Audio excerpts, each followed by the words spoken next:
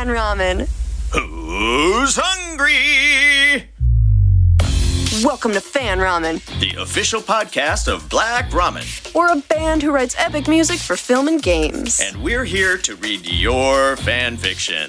I'm Lindy. Konnichiwa. I'm Ralph. Wasabi.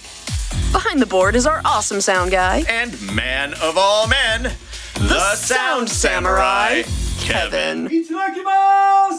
Hey guys, so the whole idea of starting a podcast where we read fan fiction was this crazy idea we dreamt up while we were in our music studio. As soon as we came up with the idea, Ralph kept going off all day in his Russian accent. Why, yes, we have ways of making you talk. Is there a way to make him shut up? Niet. Oh God. This podcast is a ridiculous idea that a bunch of rogue musicians thought up. We have no sponsors, we have no funding, which means we can keep this podcast ad-free. You may donate to our Patreon if you feel so inclined. And if you don't feel so inclined, we have ways of making you donate. Ralph, please don't threaten the listeners. Our next story is about murder and takes place in dangerous cities called Zootopia. You'll hear a lot of original characters in this chapter, but later in this story, you'll meet some characters that you know. And Rocket Raccoon appears later. It's a crossover. Check out Animals by Matt Chewy on archiveofourown.org to get the rest of the story.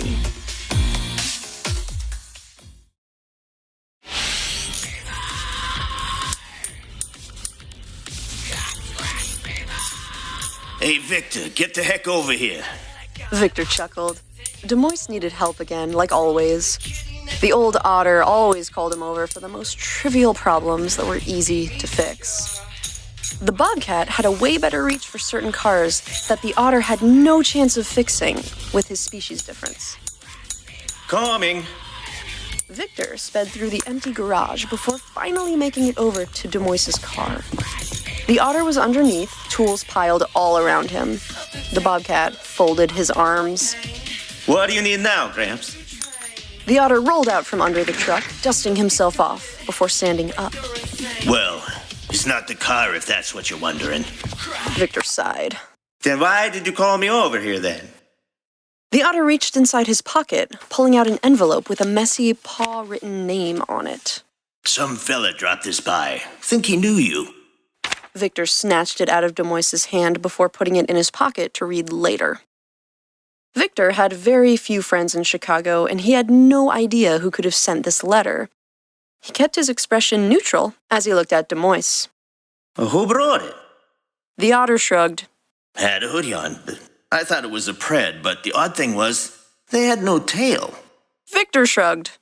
I'll keep that in mind. He had started to go back to the front of the garage before he felt the otter tap his shoulder. Hey, before you go, thank you for all your hard work. You've helped me keep this place in business even at this old age. Now, I've got my daughter's birthday to plan for, so I'll let you go early. I'll close up the shop after you go. Victor was surprised. Demois rarely let his workers off early. Victor smiled. Hey, thanks, boss. He grabbed his stuff that was near the front of the garage, then exited out into the city.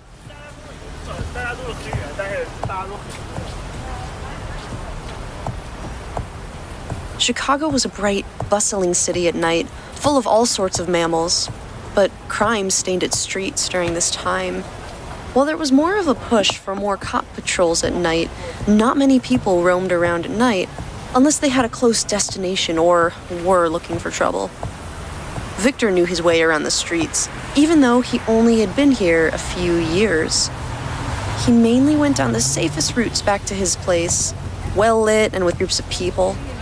But tonight, he took a shorter route back to his apartment, one that cut through several blocks that some considered dangerous. He knew he was fine here. Not many mammals wanted to get in a fight with a bobcat. As he walked, he put his hand in his pocket, feeling the envelope.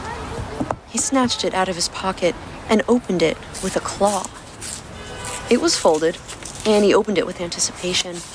It was after reading it that he wished he had ignored it, or thrown it in the trash before he opened it, or had done something else. He read it over again, just to make sure that it was real. And by the time he finished, he realized he shouldn't have done that. He panicked, running through alley after alley as if something was hunting him. Finally, he ran into an alley that had no cameras near it and didn't come out the other side. 50 minutes after that, Victor Sorrento was found dead near his apartment complex. No trace of a letter, nothing, not even the envelope. But the part that confused this CPD was the state of the body. A perfect cut across the body wasn't what killed him. The blood loss wasn't the thing that killed him. It was a heart attack that killed him. And the killer knew that. It was the only organ left in the bobcat's body when they found him. All the rest, gone. No suspects, no motive, no idea of how this case would be solved.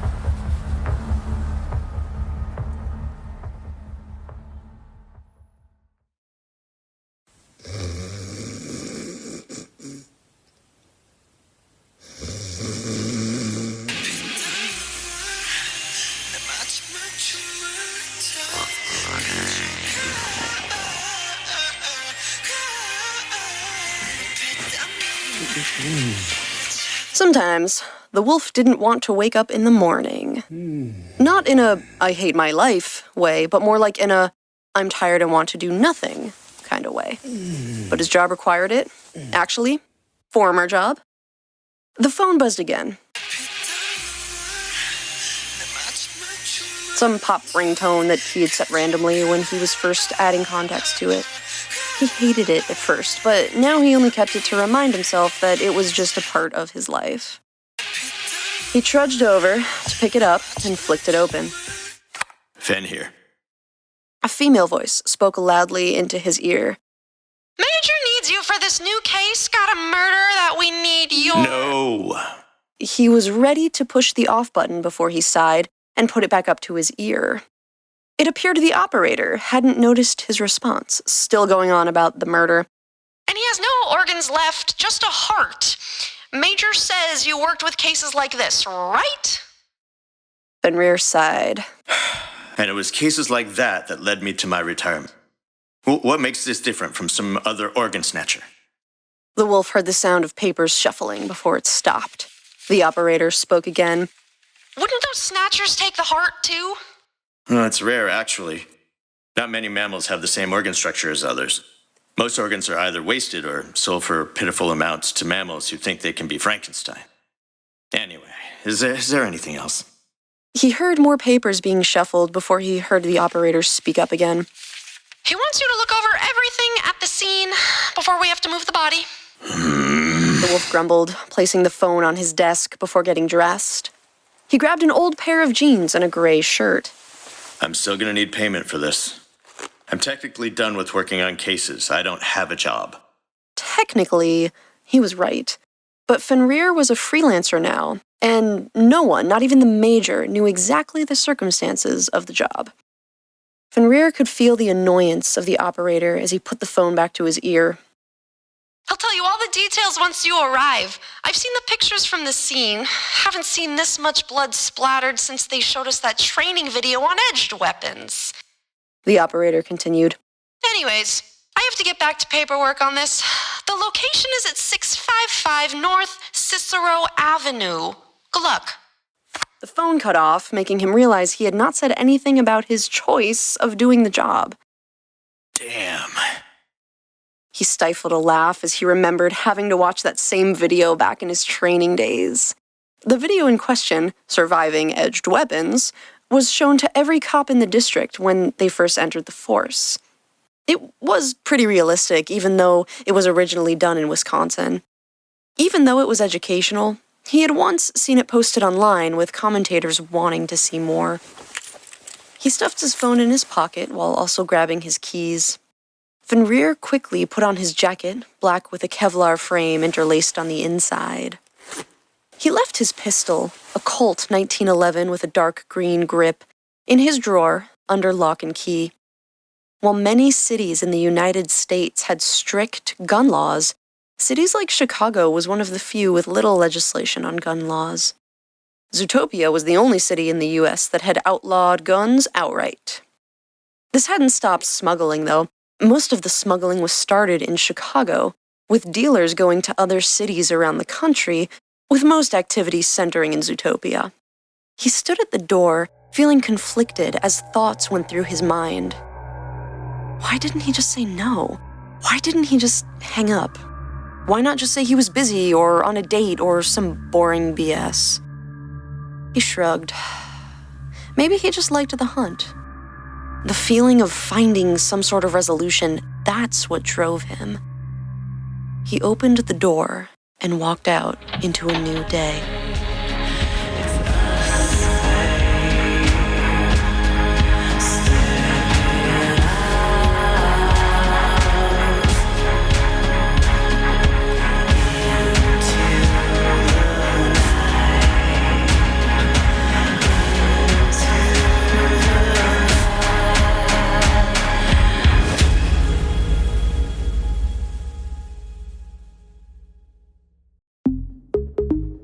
It's time for dessert. We're gonna drizzle some drabble on ya. In case you don't know, Drabble is mochi-sized stories. Today's drabble is from archiveofourown.org. Check out the author Too Many Ideas with their Beyond the Boundary fic called Blood Binds Together.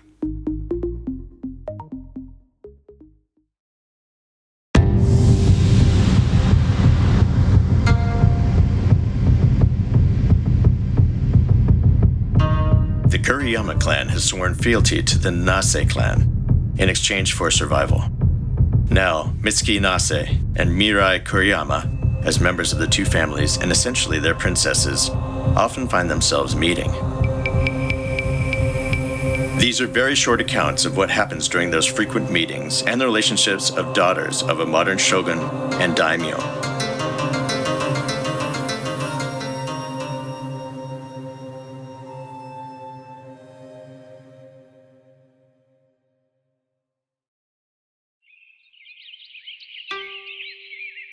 How long have you been caring for bonsai trees, Kuriyama-san?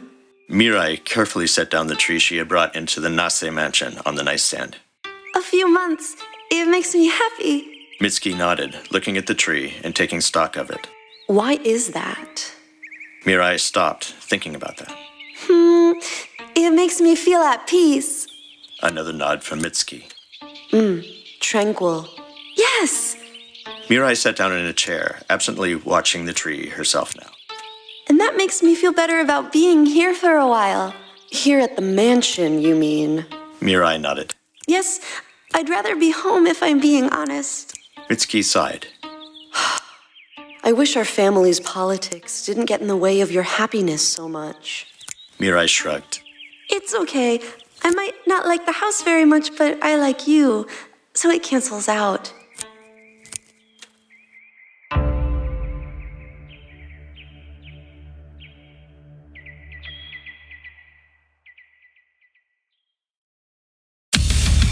Thanks for tuning in. If you like what we do, check out our Patreon. We have outtakes, extras, and bloopers. This is Lindy. This is Ralph. And we'll see you the next time you're hungry.